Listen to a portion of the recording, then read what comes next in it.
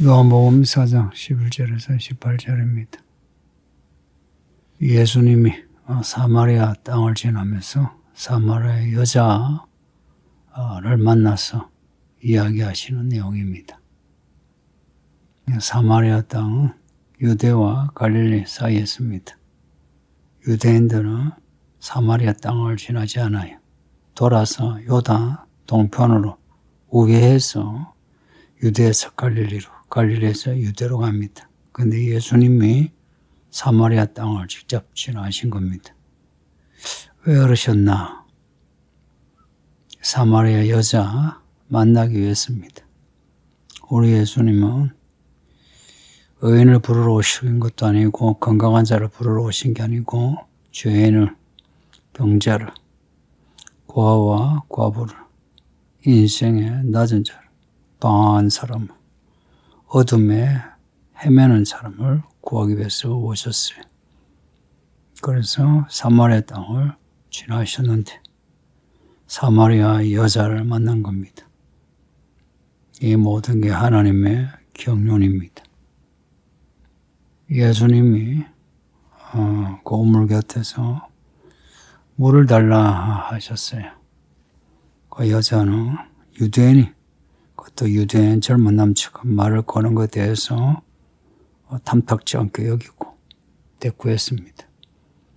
예수님 하시는 말씀이 물을 달라고 하는 내가 누구인지 알았으며 또 하나님이 우리에게 주시는 선물을 알았으며 너가 나에게 뭔가를 구했을 것이고 그러면 나는 너에게 생수를 주었으리라고 하십니다. 생수 이야기입니다. 생수. 생수하면 우리가 생수를 사 먹자 그러죠, 그렇죠? 그래서 편의점에서 생수를 사 먹죠.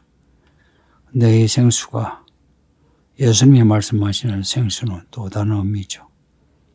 목마를 때 마시는 그 물, 그 이상의 생수의 의미가 있죠. 성령이십니다. 하나님 우리에게 주시는 성령. 그 성령이 주시는 영생, 영원한 생명을 주는 생수. 근데 이 여자는 예수님이 말씀하신 그 생수를 그냥 샘물로 받아들였습니다. 그 여자가 하는 말이 주여 물기를 걸어도 없고 이 물은 깊은데 어디서 당신이 그 생수를 길어서 나에게 줄 수 있습니까? 하고 대꾸합니다. 말하자면 말도 안 되는 말씀을 하네요 하는 겁니다.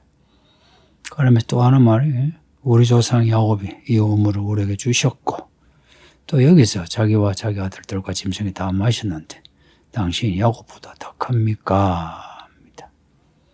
지금 야곱의 우물 옆에서 예수님이 주시는 생수가 있답니다. 그래서 야곱의 우물보다 당신의 우물이 당신의 생수가 더 큽니까? 묻습니다. 말하자면 예수님이 하신 말씀을 지금 무시하려는 겁니다. 여기에 예수님이 하시는 말씀이 이 물을 마시는 자마다 다시 목마른데 내가 주는 물을 마시며 영원히 목마르지 아니한다. 내가 주는 물은 그 속에서 영생하도록 솟아나는 샘물이 되리라. 예수님은 예수님이 주시는 물 혹은 하나님의 선물이 영생하도록 솟아나는 샘물, 그래서 영원히 목마르지 않는 생수라고 말씀합니다. 영생하도록 솟아나는 샘물. 여러분은 이런 그 말을 들어본 적이 있으신지요? 영생하도록 솟아나는 샘물. 여자도 이 말을 처음 들었을 겁니다. 그런데 여자가 예수님이 하시는 이 말씀을 받아서 이렇게 대답을 해요. 15절에 여자가 하는 말이 주여 그런 물을 내게 주세요. 목마르지도 않고 또 여기 물기를 오지도 않게 해주세요 합니다. 앞에서는 당신이 야곱보다 큽니까? 당신이 바가지도 없고 여기 야곱의 우물밖에 없는데 당신이 무슨 물을 줍니까? 라고 대꾸했잖아요. 그런데 예수님이 영원히 샘솟는 물, 목마르지 않는 물을 말씀하니까 그 말씀을 그대로 받아들인 겁니다.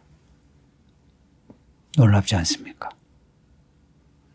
예수님 하신 말씀을 듣고 말도 안 되는 소리, 택도 없는 소리 하고 돌아설 수 있는데 이 여자는 예수님이 말씀하시는 영원히 목마르지 않은 샘 솟는 샘물, 그 말씀을 그대로 받아들이고는 예수님에게 그 물을 내게 주세요 합니다. 여러분이 말씀을 읽고 들으면서 이 말씀대로 나에게 해주세요 라고 하는 반응을 해본 적이 있으신지요? 믿음은 예수님과 지속적으로 대화하는 겁니다. 처음부터 우리에게 산을 옮길 만한 믿음이 있는 게 아니고 예수님의 말씀을 거시며 그 말씀에 대해 반응하는 겁니다. 반응해서 또 반응으로 또 반응으로. 그 반응으로 우리는 예수님의 말씀에서 구원의 길을 발견하게 되는 겁니다. 이 여자가 지금 예수님 하신 말씀, 그 말씀을 물었습니다. 16절에 예수님이 바로 말씀하시기를 너희 남편을 불러오라 합니다. 갑자기 남편 이야기하십니다. 이미 여자는 예수님이 하신 그 말씀을 물었어요. 그래서 여자는 예수님이 말씀하신 그 영원히 샘솟는 샘물을 먹고자 받고자 하는 마음이 간절합니다. 이 여자는 이제 예수님이 하신 말씀에 대답을 할 수밖에 없어요. 여자가 대답하기를 나는 남편이 없습니다. 그래요. 그러니까 예수님이 네가 남편이 없다는 말이 옳다 그럽니다.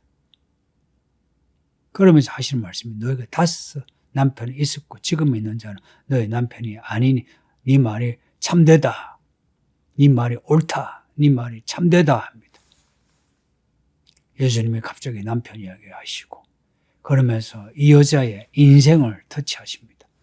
이 여자의 인생이 어떠하냐 하니까 지금까지 5 남자와 살았고 지금 또 다른 남자와 살고 있습니다.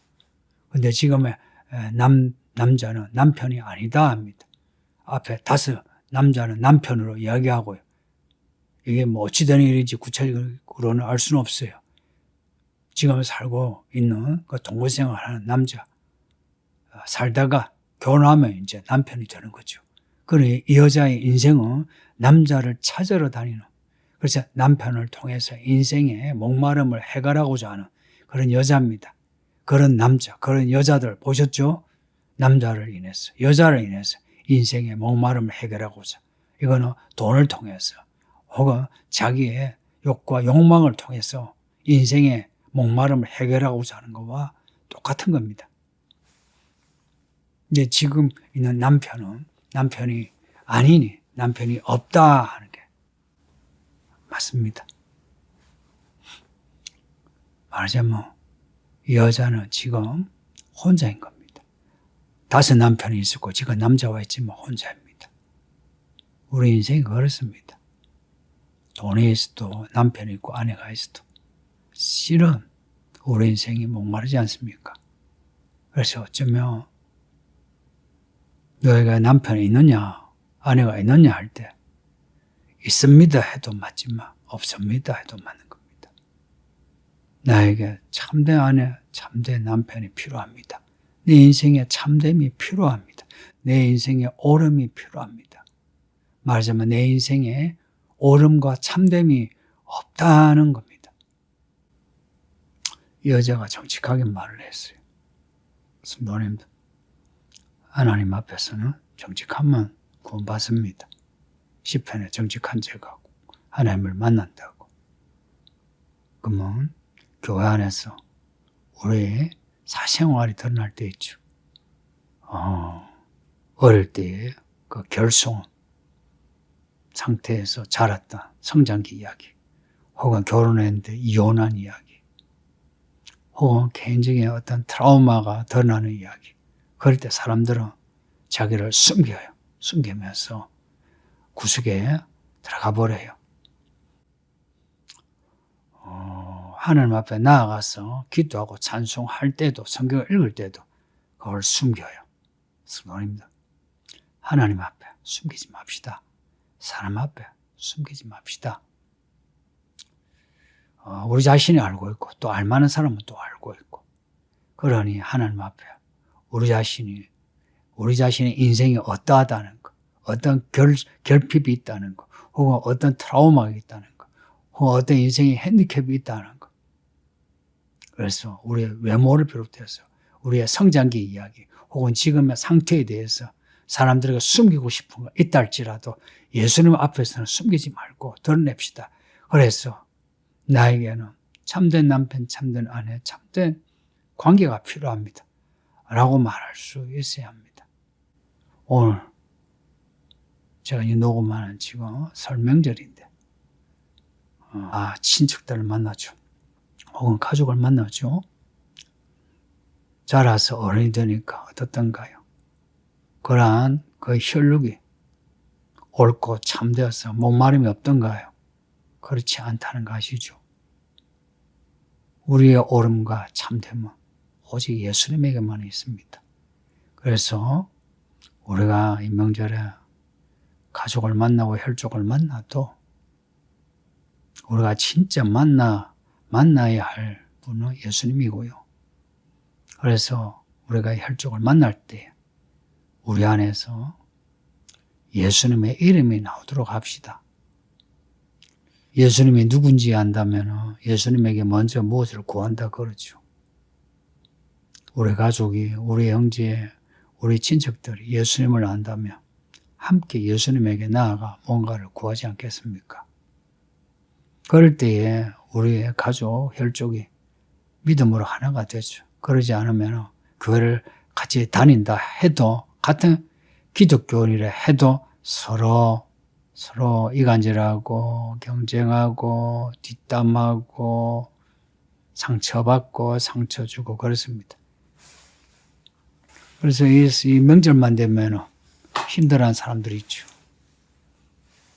이 말씀을 듣는 여러분은 그런 상처받지도 마시고 상처도 주지 마시고 먼저 예수님 앞에 나아가 주시는 선물 생수를 받아 인생의 생기를 가지시기를. 그래서 누구를 만나든지